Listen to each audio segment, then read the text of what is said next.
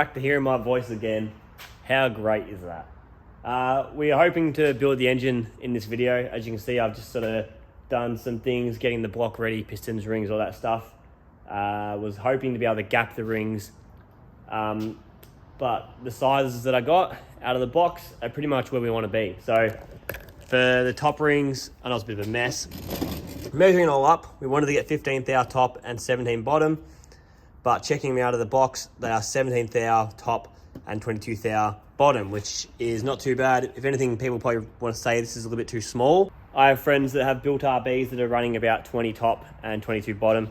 So I think we should be okay with 17. Hopefully all is good and it's sweet. But yeah, anyway, can't really do anything at the moment because waiting for the motor, waiting for the rest of the motor, waiting for the crank that's getting balanced. I got balanced today, as well as the new collar because we went a PRP billet oil pump. So yeah, obviously you have to put a new collar onto the nose of the crank. And yeah, we got all our rings, we got a couple gaskets, got our Nitto gasket on the way, should be here tomorrow. So what we're doing in the meantime is, you may have, if you did watch the last video or the video beforehand, I put a 6-boost on the 33, which we'll go have a look at. I forgot about this. Oh, damn. These are the 12 slotters off of my old man's XY.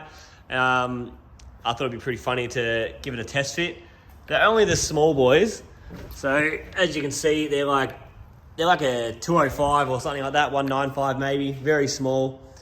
We did do a bit of straightening, got it relatively better, as well as I'm trying to repair up this thing. It's got a couple, all of the tabs are snapped, so I'm just gluing them back together, going to glue this back together, and then for when I go get the tune, put this tail light in with that cover, and then for the track day, I'll put this tail light back in, just because I don't have much money. I don't want to risk smashing a good tail light. So that is going to be our plan. But yeah, what am I saying? What am I saying? I think I was just showing the car. I think it looks pretty funny. It actually looks, I think it looks really cool. If I could run maybe a smaller sidewall, I'd almost run these, but it'd be kind of pointless because they're not very wide. And his wide one, which are about 10 inches wide, do not fit. They sit out about this much out the guard. But yeah, as you can see, we obviously got the motor out. I was very tempted to take the engine bay back to bare metal and spot weld it all, but running very low on time. Pretty much a week away till I need to get this motor in the car, built in the car, and tune. I think the tune is going to be booked for Wednesday next week. So yeah, as you can see, we have like no motor. It's going to be a very big week and weekend. One thing I need to do, I need to 100% remember before I put the motor in, or when the motor's in, I need to pull the oil cooler system off and give that a massive flush, because if you lose oil pressure, get metal shavings through your oiling system, you really do not want to be using that again. It's like chucking used oil into your motor. It won't be good. It'll end up damaging probably down the track. If not straight away, later down the track, you'll end up having more issues with your bearings and all that stuff. Yeah, this video, I'm changing my 6-boost.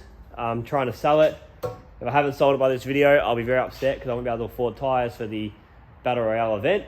But we've gone back to our roots, back to the Speedtek high mount manifold. This thing's just a steam pipe manifold with a collector that is just welded together. It's good. I'm pretty happy with it. The welds all look pretty good. The manifold design is what I want. It's what makes my car sound so good. As well as some other things like the ITBs and the big cams and all that stuff. But this is majority of the niceness. So as you can see, it's all pretty raw. And I thought I'll just mention, I know a lot of people go through the hassle to pay big money to get your manifolds, exhaust systems HPC coated. I don't rate it. This manifold that I bought maybe 4 or 5 years ago, the exact same manifold, I sent it off, got it HPC coated. It was like $400. Straight away, I started cracking paint. The paint was falling off. It was from a very reputable business as well. So I don't think it's that great of a thing. You can buy this can here for $15 or $15, $20. It does the job. I've been running other manifolds in Kalani's Laurel, as well as my old R33 street car, customers' cars. I just paint it with this stuff. And if it flakes off, it's $20. You're not spending $400 and waiting a couple of weeks for it to get done. So I think that is probably the way obviously the way I'm going now. But yeah, gonna go into weld the 45 V-band on. I might cut this back just a little bit. I think it's a little bit too long. We'll obviously chuck a brace in. I might weld the brace in here on this side, straight down to there, and maybe one little one off here, just to keep it, because this is actually where one of the first cracks ever happened, was under here. But yeah, don't want this thing to be cracking around the wastegate. There's a lot of boost through that. But yeah, pretty stoked. Alex K done a bit of a deal for me, helped me out. I do buy a lot of his shit, so super rad. Definitely looks a lot better quality than the first one I got a few years ago, so that's definitely good. Good to see the collectors haven't got as much shit in them. It definitely looks better. I'll see if I can get a torch. It's definitely not anywhere near as clean as 6boost, but I'm pretty sure they are like billet collectors, so they're super expensive. And these definitely do the job. Like, I've never had anything come off and go through my turbo or anything like that. And I've done a lot of track days, a lot of driving with my car before with the old manifold. And yeah, so hopefully this thing gives us no grief. It bolts straight on. It does look like these holes. It does look like these holes are a bit bigger. I did notice with the 6boost I had to drill out all of these holes because they weren't fitting properly. But I have had the issue with other manifolds too. So it's not just a 6boost issue. I think it's just an issue of certain things. But I believe with these ones, it is just this stud here that hits. So you got to cut that down on the head. And I believe that's it. Maybe this one at the front here. But yeah, I'm going to quickly rip in, weld this V-band, weld this brace on, and then I'll probably chuck the manifold in front of our little fire heater there. If you don't have a heater or something, you can always chuck it in the oven. Just make sure you wear some oven mitts so you don't burn your hand when you pull it out. So yeah, that's my plan. I'll get into that now, let you know how it goes. That was like 6 minutes of talking, so I do apologise. Alrighty, now we're getting ready to weld the V-band on. I know I mentioned this in the last video, but if you did not see it, I always like to clamp another V-band or your wastegate onto the new V-band you're welding, just so when you do weld it, you do not warp it and create a leak. That being said, when I did last weld a V-band with a wastegate to it, the spring actually, I don't know what happened, but it heated up weirdly, and the actual spring shrunk, and there was no pressure behind the wastegate. It was very, very odd. I sent it to a few people, a few mates who were fabricators. Mate Dan, who tunes my car, and they all said it's very odd and weird that it happened. So that's why I've just started doing to old V-bands. I always have one spare old V-band so I can save it from warping. That being said, it's always a good idea to check with your wastegate. Make sure it's not going to foul on any of the pipes or anything. So that being about there, definitely a good spot. I'm very upset. My old man knocked my torch off and destroyed my old Fupa cup. So that's very upsetting. I can't even get them anymore. Or when I try to look at the Oz welding site, there is none in stock. So very unfortunate for me. It's not too bad. Just got to use this ugly ceramic cup. So it's not the biggest deal in the world, but we'll get it sorted. So I'll just tack it first with no filler wire. At least then that's all good. Then I can let go of it and start adding wire. Good idea to find the right seat. Should be right. I'll just bloody send it, I reckon. What's going on? Why's my helmet turning on? Hopefully melt it pretty quick. There you go. Nice. Sorry if you can't see anything.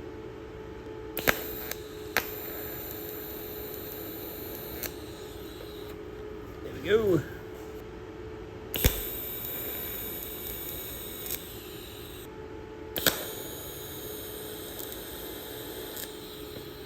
Okay, all right. We'll turn the heat down just a touch. Turn the gas fire up a little bit. I'm talking like I know what I'm doing here. You normally tack material with super high amperage just so it melts together much quicker and you don't have to stuff around as much waiting for it to heat up. And then yeah, you want to cool it down just a touch. And well, whatever, depending on the thickness of material, this stuff's pretty thick. I think it's 3 mil. So you can run a bit more heat than 1.6 mil or whatever, or your typical stainless you run. Like your typical stainless like screamer pipes, I'd normally run about 45 amps, 40 amps, and 1 mil filler. But we'll see how we go. I'm a bit uncomfortable here trying to weld this so you can see it too. So hopefully I don't butcher it too much.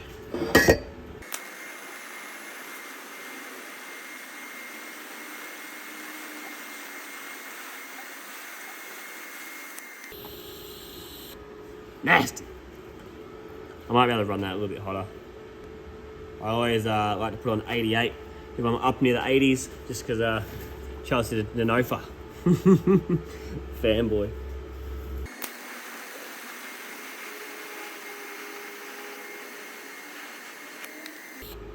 What is going on with these weld, man? I think I'll have to go over these. They're pretty nasty. Awkward.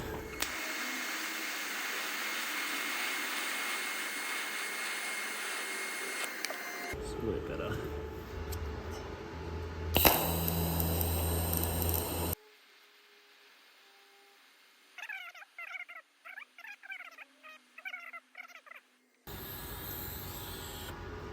I might even chuck some sound clips of this Speedtek manifold as well as the 6boost, compare them and show you pretty much why I have gone back to this manifold. I really do rate the 6boost manifold. The quality is just unreal. I love how awesome the collector looks, and as well as the whole style of the manifold looks awesome. But it just doesn't produce the sound that I really want. So unfortunately, yeah, I just decided to sell that one. I'm still trying to sell it as I'm speaking now. So yeah, that's why I've gone back to this. I'll put in the sound clip of the 6boost, and it has like a weird gurgle, like a weird almost sounds like a misfire. And I've heard it with a few other people's cars. I did message the manufacturer of 6boost. I think I actually pissed him off a little bit just from saying that I don't like the sound and it has a weird misfire. He said I'm the first person to ever actually bring up the issue. But it is what it is. I don't have any bad blood against 6boost. I'd definitely still run them. I recommend them. I get them for my customers and stuff like that. So just my personal reasons for why I'm going back to a Speedtek over a 6boost. So I'd clarify that. But yeah, I have some sound clips. I'll do some back-to-backs. I'll go 6boost, Speedtek, 6boost, Speedtek, and you tell me if you can hear the difference.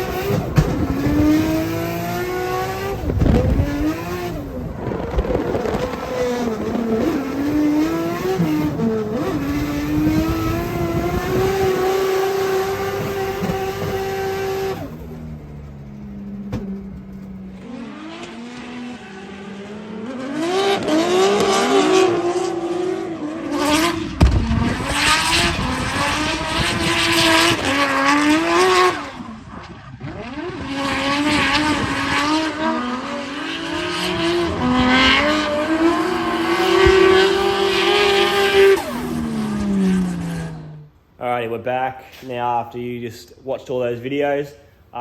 Not too sure what I put in yet. I'm hoping I can put some GoPro and some outside footage, sort of back to back of the two manifolds type thing, because it was essentially a back to back. All I swapped was just the manifold. But yeah, we're all done with the bracing and the painting. As you can see, I just done a nice little brace off there, and a brace holding it to the collector. Using this heater worked out absolutely awesome. It actually looks like it came out of the same factory the 6boost got painted in. So definitely looks the part. But I think I'm going to close this video out now, so it's not going to be too much information on interesting things. Hopefully it's not going to be too much happening today, but I thought I would also quickly just show some of the new parts we got. So obviously we have the new Speedtek high mount manifold. It's T3 45mm flange, etc. The difference, the reason I'm thinking that the sound is different is you look at this manifold, look how far the collector is forward. These three runners are much longer than these three runners. So I'm assuming that is putting off a bit of a gurgle sound. Free revving is fine, idling's fine. Soon as under load, it is what makes it sound a bit odd. Whereas this one here, you can see the collectors in the center. All the runners are almost the same. The second runner and the fifth runner are the only ones that are sort of a little bit different. I look back at old photos of my old manifold and this actually comes straight out. There's no angle there. I'm hoping this will sound good, and I think it will. I think it's going to sound the exact same, if not better, because we also got some more parts. Teo from Hypergear, absolute legend, has sent me out a new turbo. Doesn't look that new. It's obviously been had used housing and stuff, but it's a fresh rebuilt ATR 43 SS3 Pro. Absolutely no idea what that means, but it's got a AR60 front housing. With the naked eye, you can definitely see that the front wheel is bigger. It looks like the actual housing looks to be a bit smaller. Looking here, the rear housing's much smaller. It is a 6.2, but this is an 8.0. I can't quite recall what the rear wheel looks like, the size of it. It's much bigger than the G30. I was very happy with this turbo, G30, 770, equivalent to a 3071. It felt very good considering we had no VCT, and it seemed to love life. I have been told that they should make a lot more power, but things I find on YouTube and on Google and stuff, everyone sort of maxes out around the same spot. So some variance in dynos and all that stuff.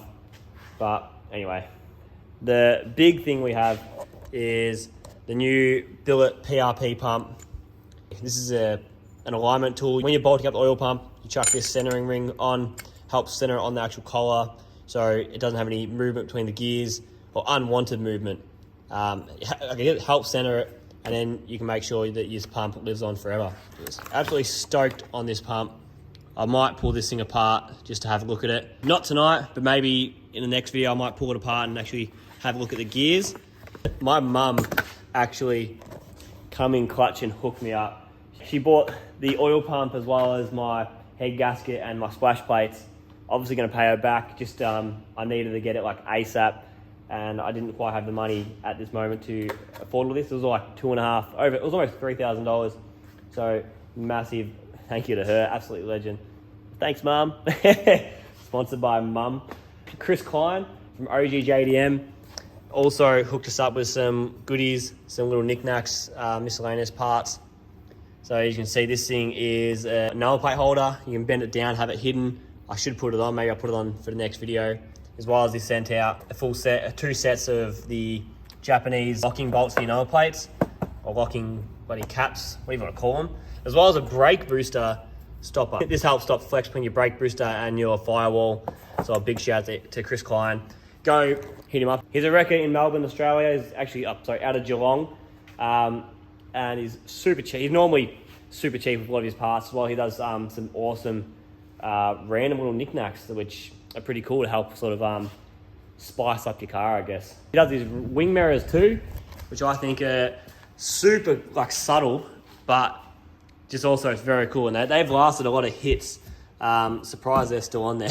So yeah, again, just massive thanks to Chris. Go hit him up for if you need parts for Japanese cars, anything. He wrecks a lot of cars, like R32s, 33s, Sylvias, GTRs, all that stuff. Anyway, massive shout out to him. So thanks to Alex K Speedtek, my mum from Inside, Chris Klein, and I almost forgot. Also can't thank Craig Long from Long Bruce Performance in Queensland. He's actually the dude who I made a post in an RB group, and he actually hit me up saying he can do some pretty good prices. So he was able to sort me out this oil pump, the collar, head gasket, cam splash plates with all the titanium studs and nuts. It's not cheap because it's bloody expensive, but it was relatively cheap compared to some other places where, you know, he got me like a $300 discount on the oil pump compared to other places which are about $2,000, like 1.9, 2 grand. So legend, thanks for helping out with that. Going to close it out here. Hopefully tomorrow I'll have the motor back and we're going to start bulking this, like ripping in, getting this thing all done. I'm hoping I'll have the bottom end done tomorrow night, then Thursday night have the head on. But anyway, God, I just talk so much bullcrap. I'll quickly mention, this is ramble here. I did mention in the last video about me talking, and a lot of people commented saying that I should just do what I want, and they enjoy it. So appreciate the love you guys are sending out. It definitely makes these videos worth it. So thanks to you guys for helping me push along and keep doing this YouTube stuff. So it is a bit fun, but it does take a lot of time. So it is good to see the appreciation. Anyway, hope you guys have a good night, good weekend, whenever you watch this. So I'll see you in the next video.